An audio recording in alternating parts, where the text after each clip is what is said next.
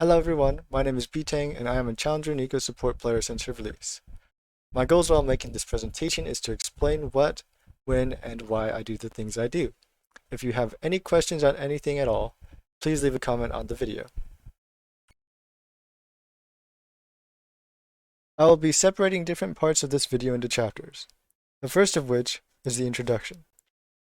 Following the introduction will be runes, then items, accompanied with the respective skill build. After discussing the setup for my champion, I will then dissect the abilities, how you can use them, and my general playstyle. Starting off with runes, I usually only go one rune page, and it's the one that you can see on screen. Domination is so strong for support, as Relentless Hunter is OP. Out of combat move speed, assists in roaming, clearing vision, and how fast and far your W can go on Neeko. Zombie Ward is incredibly powerful, and with proper vision control, lets you get wider, stronger vision for longer, and Taste of Blood, Time Warp, and Biscuits are all strong sustain tools to help you dominate the laning phase. Electrocute is the strongest of the domination keystones for laning, and Dark Harvest is incredibly underwhelming. You cannot proc it without them being low, and even if you do, it does significantly less damage than Electrocute, and finally, unless you kill them, it goes on a much longer cooldown. Taking attack speed in your first stat choice is weaker than Adaptive Force, as it only mainly serves to reobtain your W passive faster. This is because you're playing a champion with one of the lowest base ADs in the game, and you should try to avoid trading without your W passive. This is also why taking Halo Blaze would be a bad idea. AP is also very strong, as it adds damage to every ability in your kit and Electrocute. The second and third rune choices can be changed to Armor or Magic Resist, depending on the enemy team comp. For example, against double AP bot with an AP jungler, you may consider taking Magic Resist as both your second and third stat slots.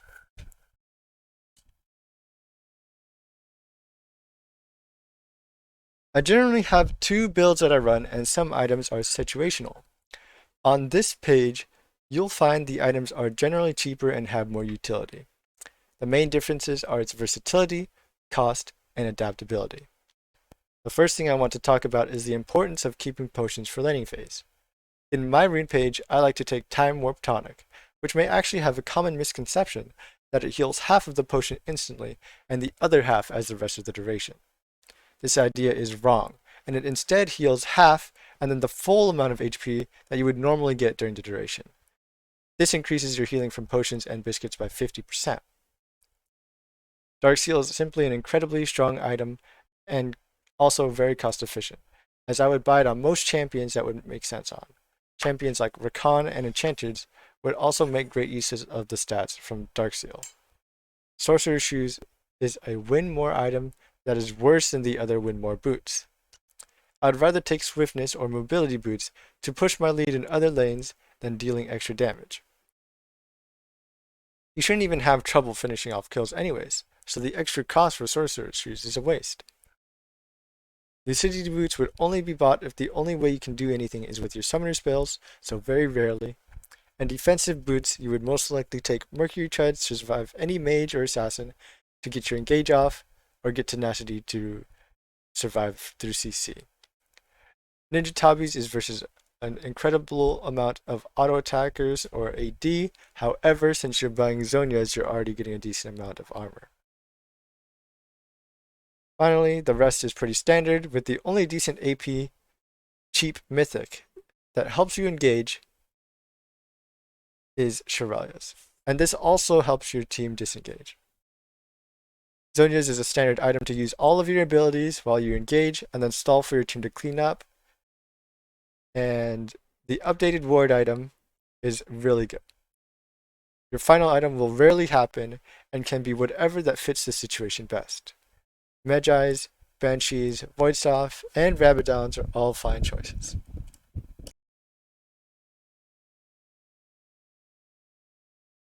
Now I'm going to talk about the skill build for the support build. In general, putting points in your abilities doesn't really make or break what you can or cannot do. It's also very simple. Put points in Q if you want more damage, and E if you want more root duration. Level 2, you will take E if you can get a kill or prevent your team from getting killed. But lots of times I'll like to take Q just to deal extra poke damage, and so much so that if the enemy goes in on you or your ally, then they will die. Or they are poked so much so that it's difficult for them to play. In a game where you feel more inclined to carry, Hextech Rocket Belt will provide you with more damage. Without Shirelias, your team may have a more difficult time following up, but generally your goal is to make a big ult play, one-shot their squishies, and stall for time.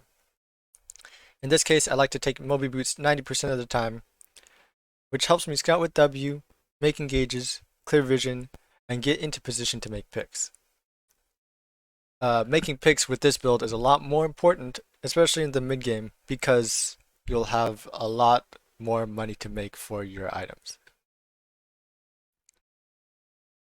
Dark Seal is optional, as Rocket Belt is super expensive, but the rest of the build is just like the last. Other boot choices than speed is pretty troll because you don't have the speed to make the plays that you want happen. The same logic for putting points in your skills is applied for your carry build, but generally you're going to want more damage. So, I like to put points into Q, sometimes 3 points, and then maxing E, sometimes 5 if I feel like I really need to do that much more damage.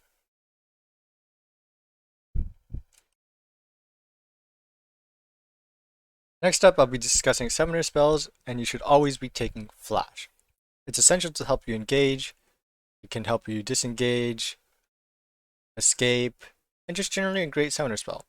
Ignite helps you finish off kills, and if used early enough during a 2v2, will reduce the healing from the summoner spell heal.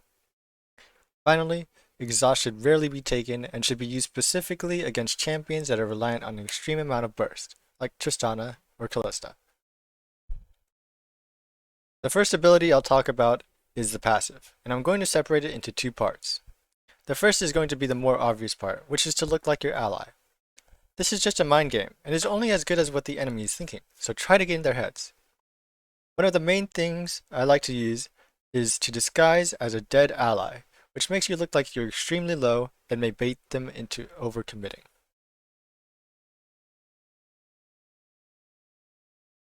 The second part of the passive I will be discussing are the parts that are less obvious. This mainly comes from the idea that people like to focus on whether or not your disguise is convincing. That really doesn't matter. First, if you had the option to hide how much HP and mana you have on any champion in the game, would you? I'm sure most people would say yes, and in that case, it doesn't matter whether or not you're convincing. Next, you take some important base stats such as movement speed, attack speed, and whether or not you're a melee, which allows you to deal bonus damage to tower plates when safe. Generally, it's safe to hit the tower as melee if the enemy bot lane is not there. Usually they either base because you dealt so much damage or you killed them. It also hides your R windup and gives the enemy less time to react. Next, I'll be talking about Neeko's Q, Blooming Burst. The main things to remember for this ability is if it kills a minion or deals damage to a champion or large monster, it will bloom again. All you gotta do is use it to poke and burst. Next, I'll be talking about Neeko's W, Shapesplitter. Shapesplitter is going to be your most complicated ability, and I'll be discussing it in parts. The first part is the passive. This is simple and is trackable by your buff bar. You want to constantly try to have the empowered auto up so you can poke and trade. The second part is the active, and is a bit more difficult to use. Some tips are generally, if you're trying to trick someone, don't go in the exact same direction as you send your W, don't try to readjust and full commit to your bluff, and finally, the clone doesn't block anything until the invisibility ends, which is about half a second after you cast it. Blocking anything requires you to predict what the enemy is going to do, get into proper position so that if you predict and you're correct, you can block with the W, and finally, they have to commit. There are some other tricks like canceling autos and targeted abilities that I will try to cover in later videos. Next, I'll be talking about Neeko's E, which is Tangle Barbs, another very simple ability where if you hit something, then the missile will be faster, wider, and the duration of the route will be longer for the rest of the range. One tip I can give for landing this ability in lane is to leave a lane brush and cast W right before you leave. Walk towards the minions, and as your invisibility ends, you should be able to empower your E immediately through the minions and all in. Finally, the last of Neeko's abilities is Pop Blossom. The ult, again, doesn't really have any cool mechanics that you must know, except for if you're using your passive, then they can't see the first part of the windup.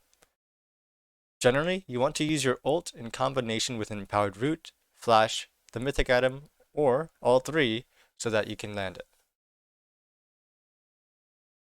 Next, I'll be talking about your combos, and generally, the only combo you'll have early game is to E flash, besides with the W from brush, but I wouldn't really call that a combo.